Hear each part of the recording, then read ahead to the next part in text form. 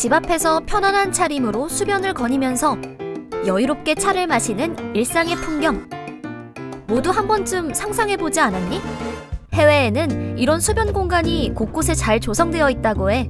곤돌라로 유명한 이탈리아 베네치아, 궁전과 공원으로 둘러싸인 독일 포츠담, 도시를 가로지르는 캠강이 있는 영국 캠브리지, 친환경 수변 도시 스웨덴 스톡홀름, 야경의 도시 싱가포르 클라키 등등. 그럼 대한민국 서울은?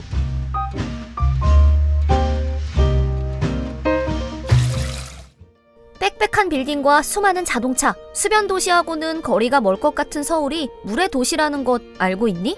한강도 있지만 서울 곳곳의 실개천과 소하천의 길이만 332km에 달하고 이 물길을 통해 개발될 수 있는 수세권은 무려 서울 전체 면적의 절반 정도인 284제곱킬로미터나 된다고 해. 명실상부 물의 도시라고 할 수 있지. 우리가 서울의 하천하면 하천폭이 아주 넓은 한강만 떠올리기 쉬운데 실제로 하천은 서울 시민들 생활 곳곳을 지나서 흐르고 있습니다. 일정 규모 이상의 국가하천과 지방하천이 43개, 이보다 폭이 좁은 소하천이 18개, 그리고 작은 개천도 14개나 됩니다. 이거 다 합치면 75개, 332km 엄청난 하천이 됩니다.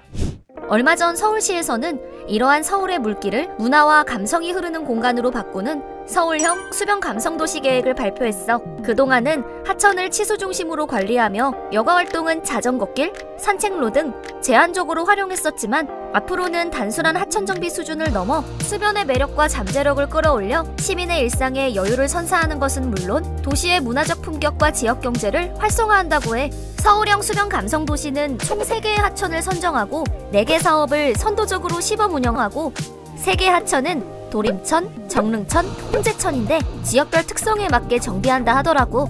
그래서 하천별로 어떻게 바뀔지 마을 건축가에게 좀 더 자세히 물어봤어. 먼저 도림천은 지역경제 활성화를 중심으로 개발된대.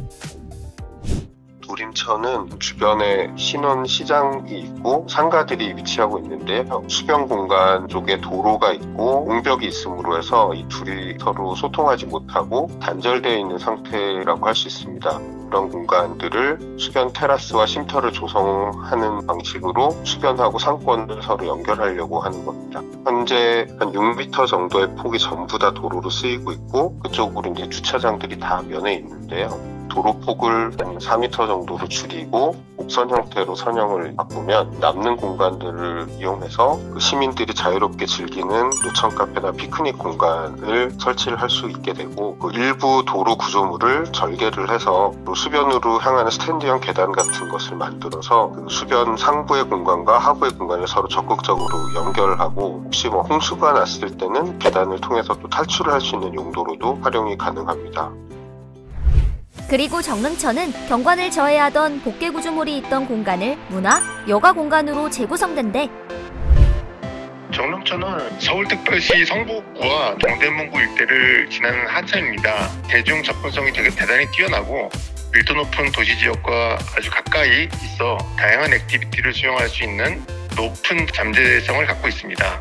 전체 면적의 한 50% 정도는 주차장으로 두어 기존 기능을 유지할 수 있도록 하였고 나머지는 다양한 활동을 수용할 수 있는 액티비티 영역과 힐링 커뮤니티 영역으로 조성하였습니다. 그중 액티비티 영역은 젊은 층이 찾는 레포츠와 이벤트 공간으로 만들고 힐링 및 커뮤니티 영역은 시민이 휴식을 취할 수 있는 자연 녹지 공간으로 만들었습니다. 데크 하부 공간은 디지털 공간으로 조성하였습니다. 미국 시카고에 있는 단절된 도시공간과 네덜란드에도 이런 비슷한 사례들이 있습니다. 고가 하부에 대단히 어둡게 방치된 공간을 지역 커뮤니티 그리고 액티비티 공간으로 바꿔서 별로 좋지 않은 공간을 아주 거점 영역으로 바꾼 사례가 있고요. 이러한 사례의 효과들을 저희 정릉천에서도 기대하고 있습니다.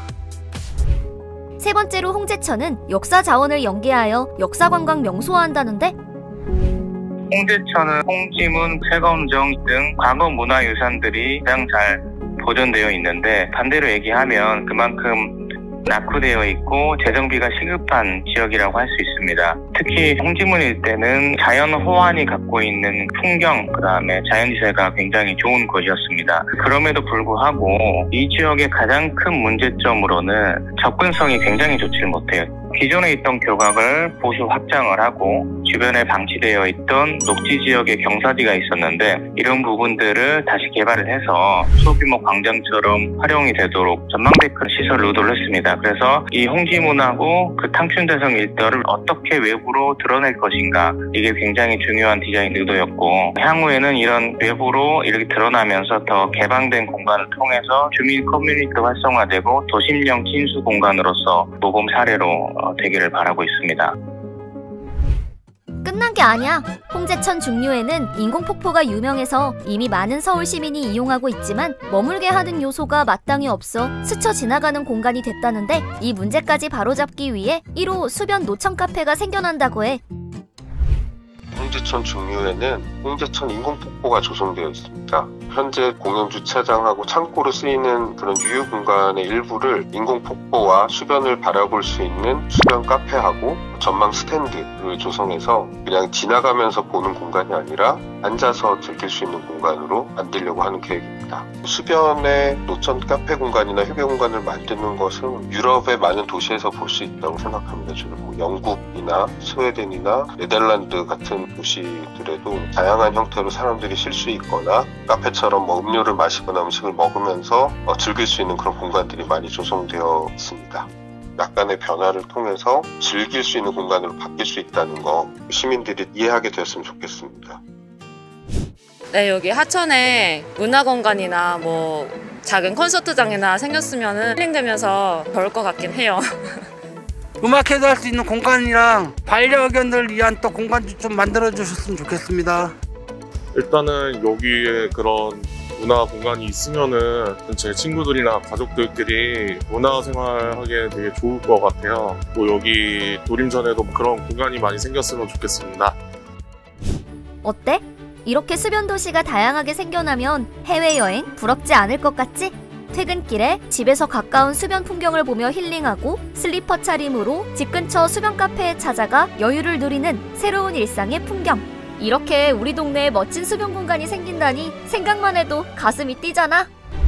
도시 구석구석 물길을 따라 일상의 여유와 문화의 감성이 흐르는 서울형 수변 감성도시로 변해갈 서울의 모습을 지켜보자.